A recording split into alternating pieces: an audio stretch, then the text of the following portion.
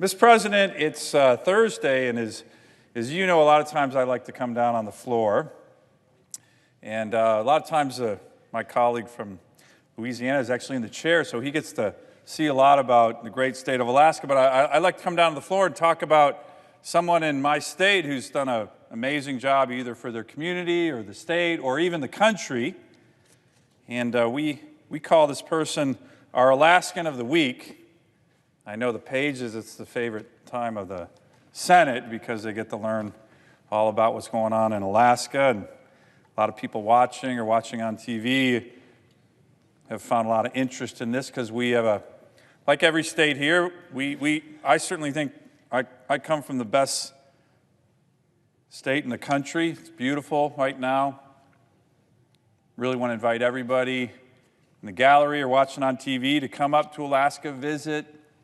It'll be the trip of a lifetime, I promise. But what makes my state so truly great is the people. Not just the majestic mountains and the beauty and the wildlife, but the people. Strong, kind, caring people who band together, let's face it, in a state with some extreme environment, and oftentimes band together in creative ways. So, Mr. President, today I would like to introduce to you our Alaskans of the Week, Holly Christensen from Palmer, Alaska, and Bree Hitchcock, who lives in Anchorage, Alaska.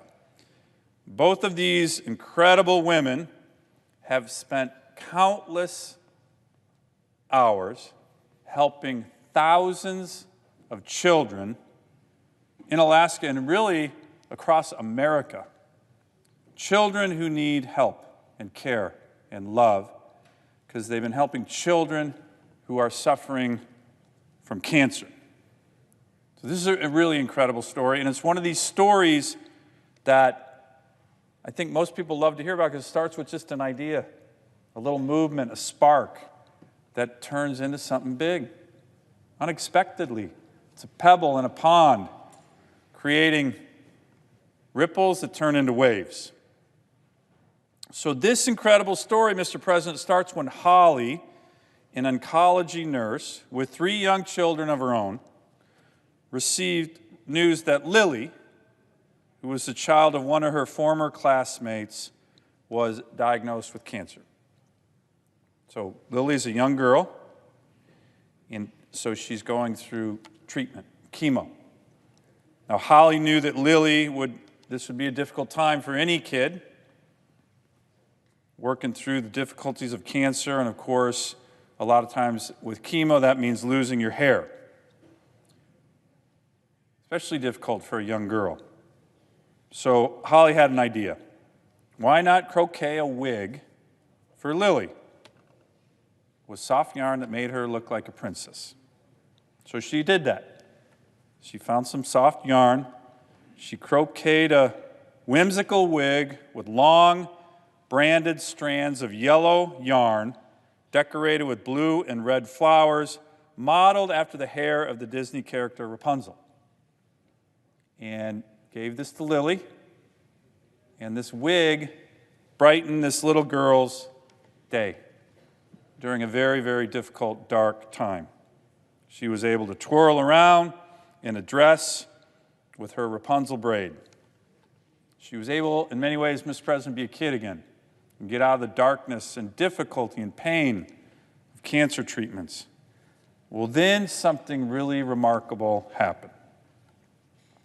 Lily and her parents were so happy with the wig that Holly got some friends together and they began to make a few more wigs, and then a few more.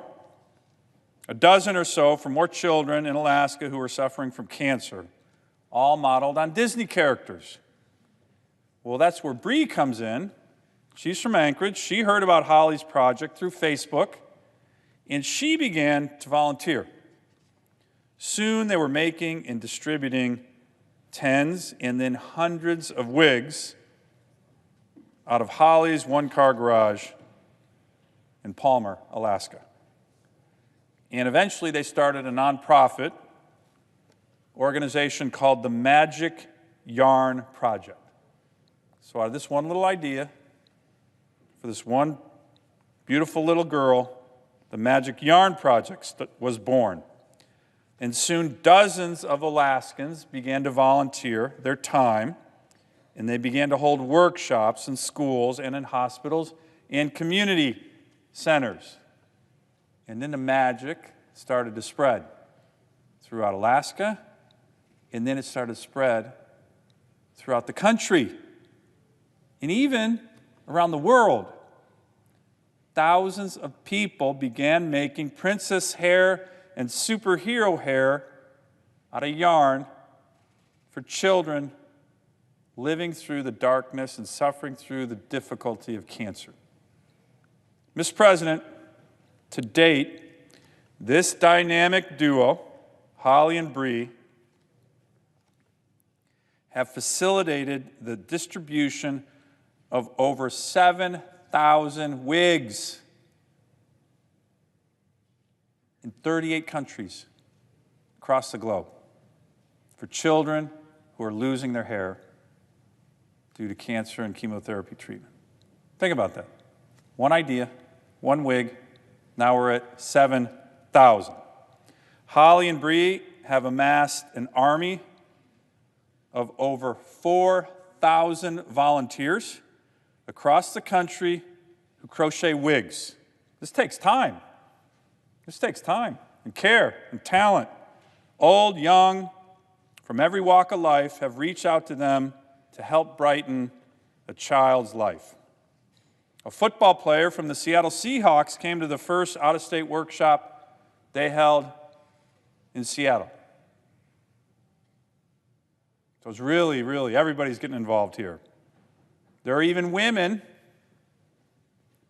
who are incarcerated in Alaska making whimsical wigs for these kids. So it's impacting everybody. Out of this one-car garage in Palmer, Alaska, which is a small town with a big heart, literally the production and love and care making these wigs has overtaken not just Alaska, not just the country, but the world. Because of the project's growing popularity and their desire to reach as many children and volunteers as possible, the two have opened up chapters in 7 states and even in Mexico. It's been daunting and a lot of work, but they have discovered so much about themselves and their community. First, they were struck with how generous Alaskans are, and it was only possible because Alaskans from all across the state rose to the occasion to help these young kids. And Bree said the Magic Yarn Project has pushed her in ways that she never knew were possible. It made her a better mom, a better person. Holly said that one of the most rewarding things about the project is watching her own children get involved and help with deep compassion for children who are suffering and are less fortunate, whether in Alaska or in the country or somewhere else in the world. Holly said, quote, "There have been times when a little voice inside me said, well, these are just wigs. Isn't that big of a deal? Isn't that important? But when they get the pictures back of these young girls all over the country wearing their beautiful wigs, they realize it is a big deal. It's a huge deal. The parents of these kids have told Holly and Bree how grateful they are to see their child, who often is living in a life of pain and needles and surgeries and hospitals, smile again because of what they've done. It gives them a glimpse of what it was like before and hopefully of what it will be like when they get better, Holly said. So to Holly and Bree, we can't thank you enough for your extraordinary work, your great compassion that's touched literally thousands of lives across America and the world, and congratulations for being our Alaskans of the Week.